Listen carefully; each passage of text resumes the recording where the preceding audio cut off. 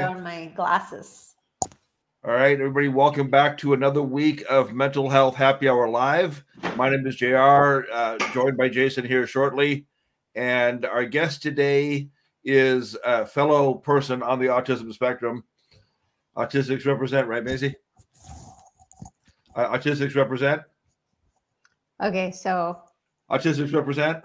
Hey! All right. Woohoo! So, we were just saying nice things about you. Although I'm going to say that I purposely did not try to pronounce your last name. I'm going to let you do that. Maisie, like the store. Yes. Even though I'm not affiliated to the store, unfortunately, and Soetantyo.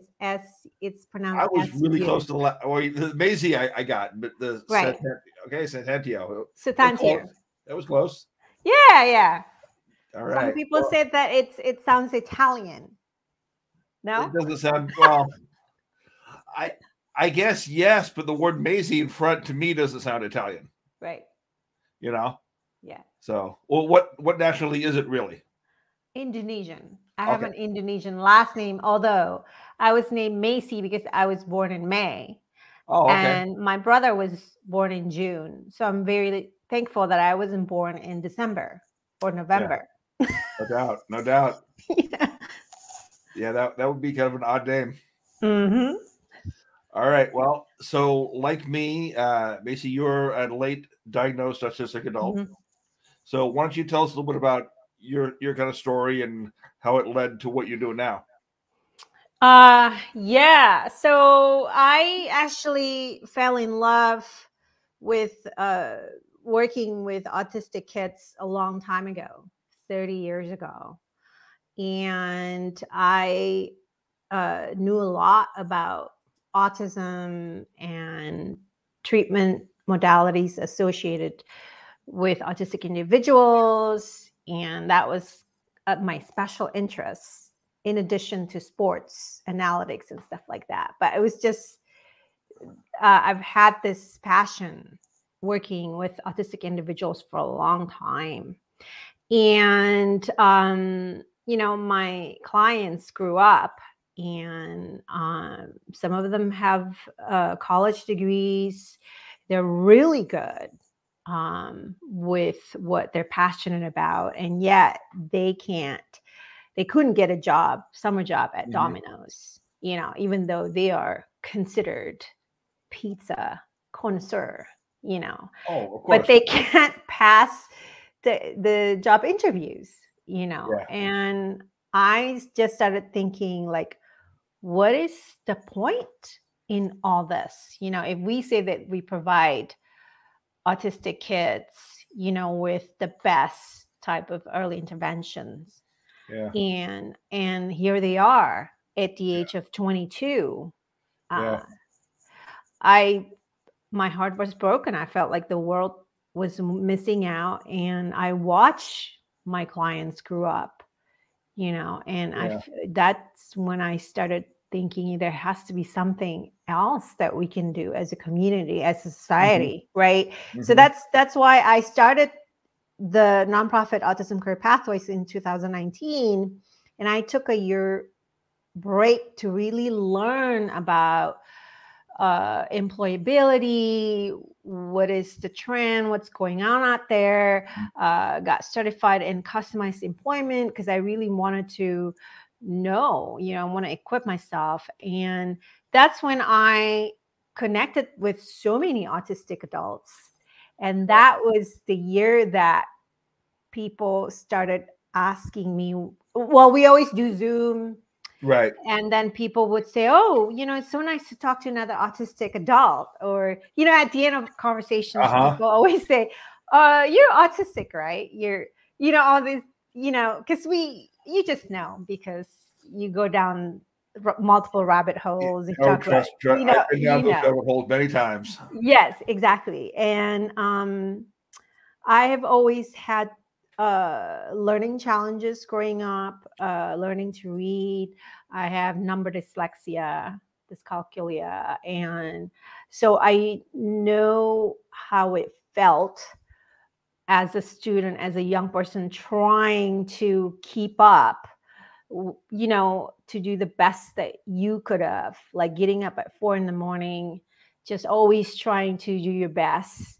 And that goalposts continue to move away from you. Yep. You know, so that's when I decided, well, you know, maybe I should talk to someone and see if I am autistic. And indeed, that because I have sensory processing disorder, auditory processing disorder, learning challenges, and other co-occurring conditions associated, and of course, the social stuff. And so, yeah, so I think it has come full circle for me. You know, I know that that's why I'm here doing this work. Yeah, so that's my story. A couple of weeks ago, I was speaking to a large corporation, to a bunch of HR people, and one thing we talked about was something you mentioned, us getting through an interview process. Right. And, you know, the one thing I said is that, you know, knowing you have to be careful about asking questions and, you know, legalities and whatnot, you know, they all agreed that a lot of times when somebody's on the spectrum, they can sense that something's different about them, or that they're not comfortable or whatever. So I haven't suggested saying, is there something we could do that would make you more comfortable, or are you more comfortable doing A or B? Right. You know, that's, you know, I want your opinion on that. I mean, to me, that's a great way to ask, is a person comfortable, and how can they be made more comfortable without asking, do you have some kind of a disability? Well, I think first of all, I think you have to use a different metrics when you are trying to find the best fit for a position at your company, right? So I think autistic people, neurodivergent people, some of us can mask. We are privileged to be able to mask and pass job interviews. And yet, if that workplace doesn't have an inclusivity culture where they just openly talk about struggles, mental health, learning differences, you know, different sensory needs and sensory accommodations, eventually, you know, it doesn't matter how brilliant your mind is, then we're going to struggle, you know, and automatically we will be perceived as the weirdo, or spoiled, or demanding, abrasive, you know, antisocial, you know, all these, you know, like lack of soft skills. I hate that, soft skills. What does that mean? Hey, you know what? You know, somebody can be soft and somebody can be hard, but yeah, they both get the job done. Right. And that's how I think a lot of autistic people, if they do manage to get a job, it doesn't last very long, or they just get into the cycle of getting fired, and you don't know why, and you have to start again at the very bottom, right? Now, I work with many non-speaking autistic people, and they can do brilliant stuff that I never dreamed that I could like ever do. You know, they're brilliant, right?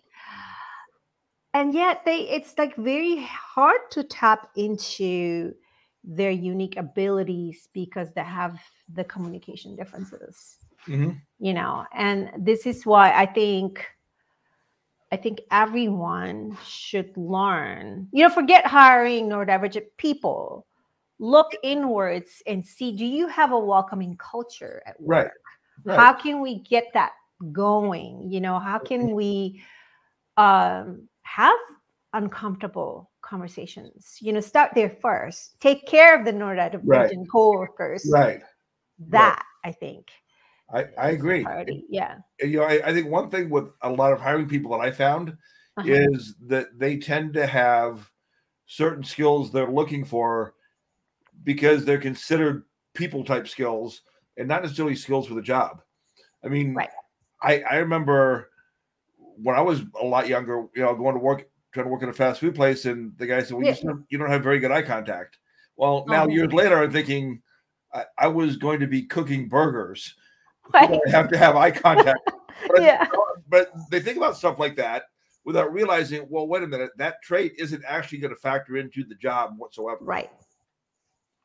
Exactly. In my younger years, I actually, the job that I kept for like 2 years when I was going to school was uh, uh, in retail. I think a big part of it because I was really good at folding and lining things up. So it was an Italian brand, and you have to fold. It's called Benetton. So they have a ton of sweatshirts, and I had to fold perfectly where the bees were lining up, and that's how I got the job. Was in the stock room, and then over time, I became a really good salesperson. Oh, cool. And I was a quick learner. Talking about autistic people as quick, if we were given sensory accommodations, which is really important for me, I had to move. I don't do well sitting down. I just have to move, and I prefer doing multiple tasks instead of the same thing, right? And yet within that same task, there is some repetitiveness, precision that I could deliver very, very well. Oh, absolutely. Right? I mean, like, even with my work, when I do editing for different websites, Yeah. you know, I go A, B, C, D, E, F, G. Right. Exactly. Yeah. The way I learned how to sell outfits is when I unbox a new shipment, and then my Italian bosses would just show me, okay, this outfit go with this.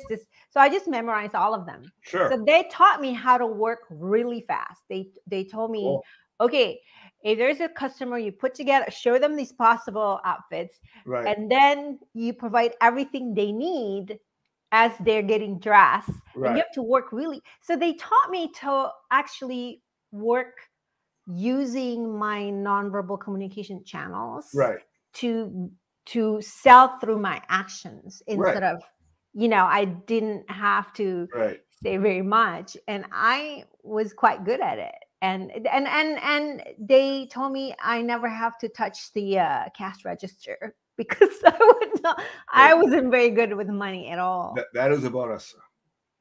Yeah. So I never had to lock up. It'd be a bonus for me too, but yeah.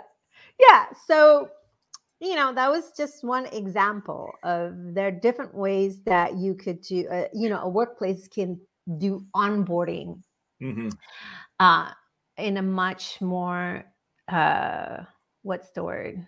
Suitable, I suppose, for neurodivergent people. So when people come to you, like if I were to come to you as a 14 or 15-year-old, and my family wanted to help me, get on the job path. How would you kind of start with somebody? I mean, do you do an assessment of their abilities? And I hate using the word shortcomings. I mean, I use them for myself because I'm very hard on myself. But I don't like to use it for other people. But I'm so used to using the word for myself. But there's strengths and things that they're not so strong at. Yeah. And, I also feel like because of the deficit model that autistic individuals were exposed and really grew up always going through different kinds of therapies or skill building, this and that, and they actually don't understand the whys I have to go through this, right? That's the deficit model. The system is broken. The deficit model also coming a lot off the medical model. Because doctors will tell you what you can't do. The neurodiversity model is the social model, which is really people like us that, we're self-advocates. It's in the social model is really us talking about what we can do. Right. So going back to your question, how do I start the process of working with an autistic individual? What I do is undo everything that is commonly associated with therapy, So I just basically hang out with them and get to know them because they deserve my full attention. I start over every time I meet a new client because I need to invest in them as much as they should want to know a little bit about me. Just like when you meet a new person, it's building a relationship, Right. Right. So that's really important. That's not taught Oh, no. in the school of psychology or so anywhere.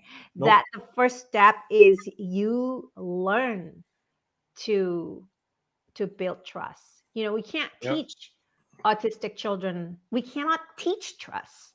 We No. have to earn that trust, right? Right. And how it you looks is can't teach them Mhm. how to take in that trust and Right. accept the trust, but you can't teach them the actual act of trust. Right. Right. And that takes time. I It can't, does. I can't just come in with my notebook, my computer, no, because then I will be the same as like other people. I don't Yeah. want to. So I think the first phase is really investing, taking the time, getting to know them, maybe doing something together that we both like to do, talking about different things. And then it's just the questions that teenagers ask me that sometimes it's so sweet, but it also breaks my heart. A 14-year-old asked me, so like, why do I stim? Why do I need to like do these things with my hands? I don't want to do that because then my friends will look at me, they call me names, and that's the first question. Then this child has kept it together, Yep. for like over 10 years, and it's heartbreaking. Yeah. So You yeah. have to stim in a way where other people can't see you. Oh, I just do that. Yeah, exactly. I Just just below you camera on Zoom. I don't even. This is what I say to people. I am too old to keep track of what mask I have to put on. Yeah. Or I just can't do it anymore. Yeah. I just The only mask I regularly put on is like when I'm speaking to groups, Right. trying to mask that I'm not scared to death. Right. But other than that, yeah, I agree. I try to keep the mask off as much as possible because it's a mental toll on me. Very much. Yeah, Very much. and I gotta say this: people that mask or try to mask the fact that they're autistic to everybody, I mean, to their colleagues, to family, to whoever, that's got to be the biggest and heaviest mask of all. Right. That's right. I think I'm very lucky that I don't have to mask at home. That my daughter was interviewed on the topic of my autistic mom, which was a really very cool. Awesome day for me. I was just great. But everybody's journey is different, and sure, yeah. So I understand that, but I mean, like you and I both being late diagnosed adults, we probably have similar types of stories. About going to school and growing up and not knowing and what working and whatnot, but they'll be vastly different too. Yeah. So if you've met one person with autism, you've met one person with autism. Right. I mean, I've had the same stim since I was a little girl. Yeah. Like same. And in fact, after my diagnosis, my husband said, well, I thought you were autistic after the first year we dated, but I just didn't want to say anything. That's what he said. Oh, that's good. Yeah. So now I'm like, not rocking the boat till he has to. Yeah. So now I'm a free bird. I could talk about it. Hopefully help people to be more open. Yeah. Well, 2 weeks ago, I was moderating a panel on autism and relationships. Right. And somebody asked me that, well, how soon in trying to date somebody do you tell them you're autistic? So, well, when it comes to somebody like me, it's got to be right up front, because when they ask, what do you write about? What do you speak about? Yeah. Autism. Right. Well, how do you, what's your connection? Mm-hmm. I am. Yeah. Yeah. I Yeah. mean, for other people, it can be, something, if you want to hide it, you want to hide it. I don't know why you Yeah. would, but, Yeah. I think for people like us, though, it will come up much, much faster. Absolutely. And who knows? I think that the other person might already have the same thought like my husband did, right? But just didn't have, Right. wasn't, it's not brave enough to say it because you don't want to assume, Right. So it's that waiting game of like, yeah. So I think that when the time is right, you just know. And if I guess you're attracted to each other, then it doesn't really matter, Yeah, exactly. Exactly. Yeah. Yeah. But, I think it's the same, though, in a work environment, too, is that Mm-hmm. you got to really think about, and I think it's probably good for some of us that we are, very literal, factual kind of thinkers. Yeah. Because we can take all that information about our environment and our workplace and think, do I want to tell them that I'm on the spectrum? Mm-hmm. I mean, that's kind of what you really deal with a lot, isn't it? Yeah, but I think there are ways that you can allow yourself. Well, first of all, I think that a diagnosis is not helpful unless you understand what that means to you, right? So I'm autistic, and my autistic expressions is like this and this and this, and that's different than yours, right? Mm-hmm. But you and I know our own quirks and how long we can sustain our battery. Right. So you and I are very lucky, because if we have a project with other people, we can communicate that. Yes. Like, right. So I think that's the most important thing for me when I work with young people and their family members, is not to get stuck on, she's autistic, therefore, we have to do this and this and this. It's not right. I always feel like it's about a discovery and really empowering that person to really understand what that means for them. And a lot of times it requires family members to back off and undo certain things or certain expectations. Right. Yeah, to nurture the inner voice, right? Yeah. And that's, I think the way to look at it, though, is she's autistic, so she may have traits more like A, B, C, or D. Not that's the way she is. It's like she is more likely to be this way, but maybe not. Right. And it's really up to her in the moment to say, this is what I need, or this, I don't need this at this point. Thank you. You know what I mean? Understanding though that you may in the future. Right. Because what I may need today in regards to a Zoom call is not what I may need 2 months from now. Right. Exactly. And I think that, when we talk about workplace accommodations, a lot of times it's good for everyone. Clarity is great for everyone. Oh, for sure. Right? Sensory break is great for everyone. Everyone should do that. Just always presuming competence. It's great for everyone. Yeah. You know what I mean? It's not, I think we just have to have that mindset. Yeah. From if you're the hiring manager or your mentor or you're the leader of a project, that's always your mindset to begin with, hopefully. Yeah. And the way I try to look at things is, okay, until you show me you can't, I'm going to assume you can. Right. Which is not what happens to a lot of us. Right. I mean, we're 80% or more of us are underemployed or unemployed.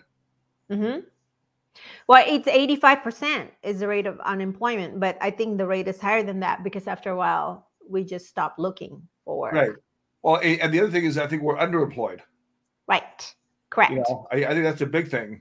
Where we could maybe be a manager at a place, we're stuck just behind the cash register without much of a chance to move up. Mhm. And I talk to many autistic people who actually do not want to move up. They're happy exactly where they are. Hey, It's and if awesome. that's good, if that's good, Yeah, then good for you. exactly. I'm not saying Exactly. people have to move up. I'm just Yeah. saying people with the ability to move up, Yeah. a lot of times will get stuck in that one thing because they're Yeah. good at it, and people don't look at Mhm. their potential. Right. Right. Which goes back to just continue to have open conversation. Like, how Yeah. are you feeling? Do you feel lonely at work, for example? Mhm. Or how is everything going? Would you like the opportunity to do something different? And it's Yeah. it's up to the person, but Are you in a opportunity. cubicle farm? One Mhm. of those big Silicon Valley cubicle farms. Yeah. Yeah. Just environment like that, like being in a crowded environment or being in a room filled with fluorescent lighting. Hmm. Those are Oh, sensory that's issues that bad. can really affect us. Yeah, that's bad. I could hear uh The lights. lights. Yeah. Oh no. You too. Yeah. Yeah. I've still got a work shed in my backyard that has just a single fluorescent light Right. going across it, and I Yeah. tried not to go out there when I need to turn the light on because I Yeah. can hear the buzzing. Yeah. Oh, it's Nobody else can. weird. Nobody else can. Just me. I can hear. I'm like that with smell, Mhm. light, sounds, insect sounds, like all these things. And it really bothers me some days. Yeah, and Nowadays. it's funny the things that will bother some people, like smells. Mhm. I know somebody who's turned off by the smell of vanilla, Yeah, I don't like but because I can yeah. see how a strong vanilla could be very off-putting. Hmm. But just you think of vanilla as a very generic scent, Hmm. lemon, Hmm. very Hmm. generic kind of scent. But there's Hmm. people that are very Yeah. put off by even those very simple generic scents. Yeah. Right. Right. And so I think other people need to realize that, it doesn't have to smell like crap for it to be an issue. No, no. It's just a personal preference. Yeah, Yeah, that's your sensory profile. And yeah, you don't have to understand it, right? But you just have to respect it. right, Yeah, because I think for me, it's chemical smells like candles, right. smells of cleaning liquids. It would actually uh, trigger a migraine for me. It's Oh, that bad. And once I have a migraine, it's really chronic, and I can't get rid of it. okay. See, that's a perfect difference between you and It's me. yeah. My smells when they trigger me Mhm. will just be like like I feel Yeah, like I want to throw up or something. gagging. Not to the point where you have a migraine.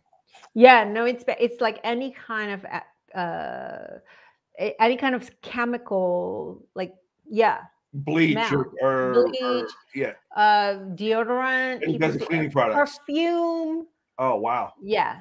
So that can be tricky in the workplace, or Yeah, company outings or something where everybody's like wearing perfume and this and that, yeah, but yeah, so it's just, and it's so liberating when you don't have to mask at home because, you can talk to your partner, or can I yeah, come to the function late, or you just negotiate and do that dance where you can preserve your energy before the event. yeah. You just problem solve it, and that's Exactly. yeah, and that's what I help parents understand. There are ways you can Right, work on this. right. Yeah.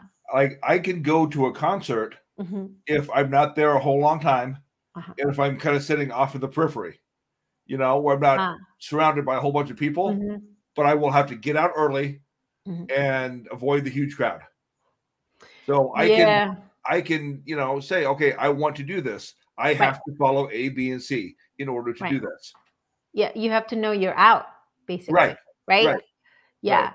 And this is just to illustrate how significant this sensory overload can be. Like, one time I was in a jazz pub and I passed out. It was Really? such an intense sensory overload.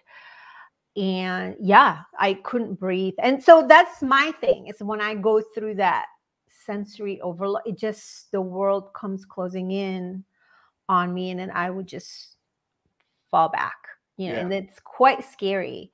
And I did not drink or anything. It was just a sensory overload. Sure. And I've always had that ever since I was a little girl. I went to Catholic school, and we had lots of, group activities, flag salute, all these rituals with crowds, and under intense heat, I couldn't handle it. Sure. I get that. Yeah. I totally get that. That is the stuff that forced me out of Southern California and into rural Missouri. Yeah. I mean, and as we were talking about before the show, you being in the Bay Area is better, but you still have those pockets of just intense congestion. Right. Yeah. So you just work around it. I think the workaround is something we have to help young people, autistic people, to really feel like it's just part of my identity. I don't have to be ashamed of it. I have the right to ask for help, but I'm also accountable to show up, right? So this is where it takes two. Yep. Well, one thing I've often said is that we're just very different people, and we each have our own little things, and we're not disabled as much as we're disabled by our environment.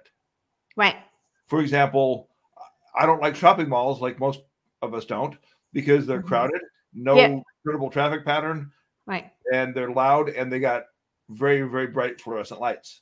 Well, if you take the fluorescent lights out, you put clear walkways in, well, I would be more comfortable in the shopping mall, but I'd still be autistic.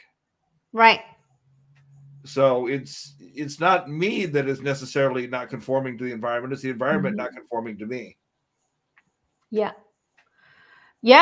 I think that, thank goodness for online shopping, right? Oh.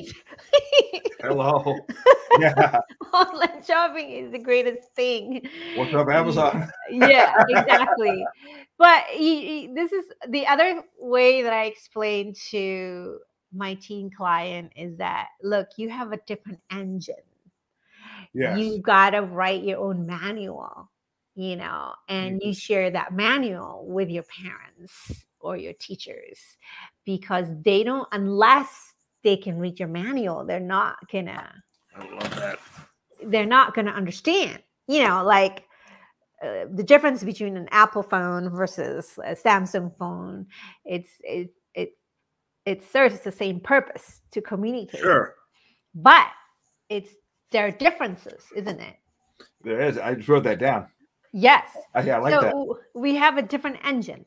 Yeah. So that's a way that I can explain in a simple way to young people, and say, don't let other people write your manual. You got to come up with your manual. This is my preference, and specialized interest has to be number one. In that manual too, right? Because that's so important. I mean, you and I are lucky that we have our specialized interests, and we're able to do, make work. Even taking one of mine, I'm a huge comic book nerd, even at my age. And for 10 years, I wrote a comic book column for a large website. So I was able to take my gift of writing and my interest in the comic books and put them together. There you go. So that's amazing. And I mean, that's similar, like why I'm still here, because I just came across that very specialized interest of mine. And 20 years ago, we were calling the kids who sat on the couch playing video games all day slackers, and they were never going to turn in anything. Now some of them are millionaires. Absolutely. It's the thing now. It's a thing. That's how everyone hits a reset and regroup, and connect with their other players. Right. But I just mean that, what was thought to be profitable 20 years ago, skills that were thought to be profitable 20 years ago, are turning out there was a lot more profitable skills than we thought there were. Right. Right. So Yeah. if you've got an intense interest, something along those lines, Right. or you like to put things together, you're mechanical. I Right. mean, there are so many different things you can do to monetize that. Yeah. Because I think our strength is to create a different kind of system. Right. And those systems are much needed for us to move forward, Right. as a society. Yeah. And, I think a lot of families with autistic young people only look at two pathways, college or a job. But, I don't know how many people I've told, okay, well, if you don't think she can handle college, tell me about some of her other things that she's really good at or likes. Well, after listening, like, well, what about a trade school? Yeah. Plumbing, welding, auto mechanics, Right. construction, whatever. Right. There are things other than just going and getting a BA degree. Yeah. If you don't think you're cut out for that, great. Guess what? Yeah. I could add one more to that list is how we communicate, our communication preference. It doesn't have to be mouth words, because there are other. We are really good storytellers, I feel like, autistic people. And I feel very sad that for non-speaking or low speaking neurodivergent people, they're just automatically perceived as incompetent, and there's nothing up there, and that's horrible. It really is sad, because I mean, you can hardly see it in the picture, but the blue frame that has the painting inside, that was painted by, it's our abstract of Einstein that was painted by a 12-year-old nonverbal autistic boy. Really? Yeah. Wow. Well, he doesn't speak using words, Right. but those pictures are pretty intense. Right. Right. So, like, at our nonprofit, that's what we want to do, is redefine meaningful employment and quality of lives.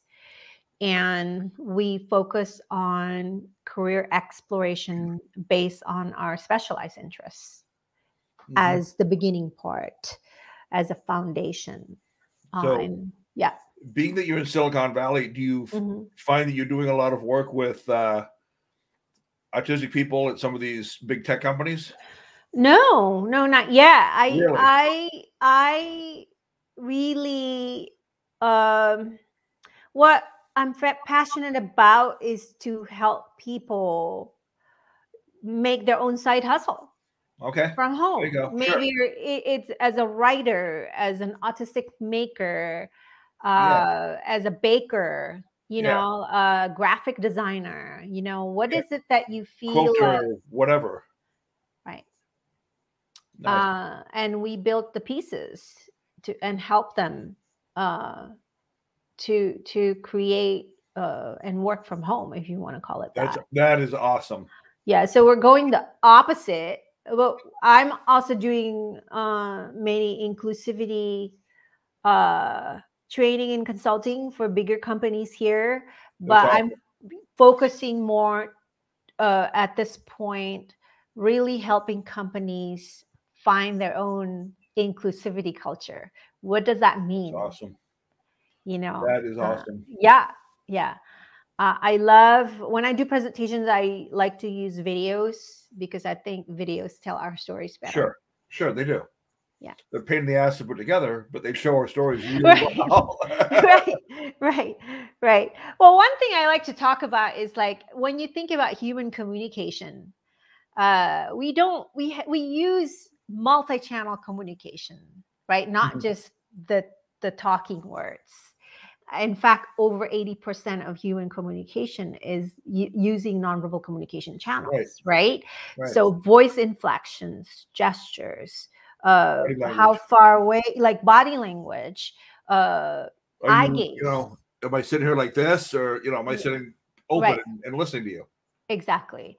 The way we use eye gaze, for example, which autistic people are often punished for not using enough eye contact, but actually gaze aversion is very much part of that meaningful communication. We always look away when we're being thoughtful. For example, when we're not feeling comfortable with the communication partner, we always look away. Yep. Gaze aversion is very much part of human communication, right? So I love talking about that, because during interviews, when somebody's feeling nervous, understandably, and they don't use eye contact, automatically within the first 3 minutes, the interviewer already decided, no, not a good fit. Because Right. you look so uncomfortable and you look so Right. weird, or you're fidgeting too much. That's what I was getting at earlier. Right. Does it fit the job? Right. Eye contact when you're going to work in a kitchen or you're going to work processing paperwork in an office probably isn't nearly as important as if you're dealing with customers or vendors. Right. Or if you're an engineer, like you don't have to, Right. Right. Are you going to deal with just internal employees, or are you going to deal with outside people? If you're just going to deal with the inside employees, probably not as big a deal. Yeah. Right. But I think that when everyone feels accepted and they know that they can share their special interests, then you're in sync with your energy level, and you will smile with each other because you're on the same wavelength. Who cares whether you look at each other or not? You know what I mean? You have things to share. Yep. I totally get that. Yeah. So this is what I'm trying to communicate to companies, to how to change their culture by doing lots of icebreaker activities. How do you insert that within your workplace environment? How do you, just small things. It's actually not expensive. It doesn't cost any money to have icebreakers or whatever.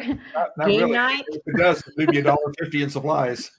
Game night or something, yeah. So if people come and they're looking for your services and they go to autismcareerspathways.org, what are they going to find?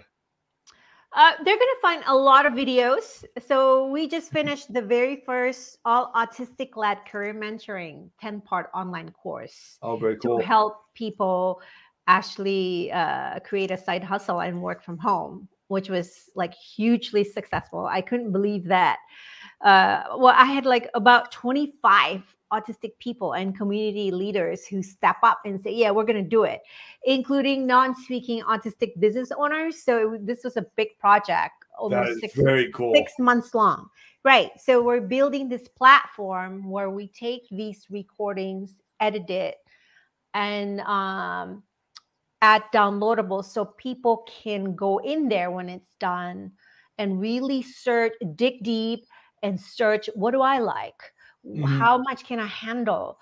What are my expressions when I feel anxious? Do I have coping mechanism? Like all this, that is the first part, step one. And you just build step by step, so that's what we're building into the platform. Very cool. Yeah. Very cool. And they can find you on Instagram. Yeah. And I think is it the one also for the Autism Career Pathways? Yeah, the other one is at Autism Career Pathways. Okay. That's where I do my advocacy most consistently. And this Instagram account is really for the community, for the Autism Career Pathways. I really try to spotlight autistic makers, and it's just trying to get conversation going and autistic people supporting other autistic people. The holidays are coming, why not buy from I love that autistic makers? I love it's that. Incredible. Yeah So that's what they're for. That is, you know what, that would be something kind of awesome to put together, like a little 2-hour even a Facebook Live event or something, and get some people in there to I would love that. To show off their products.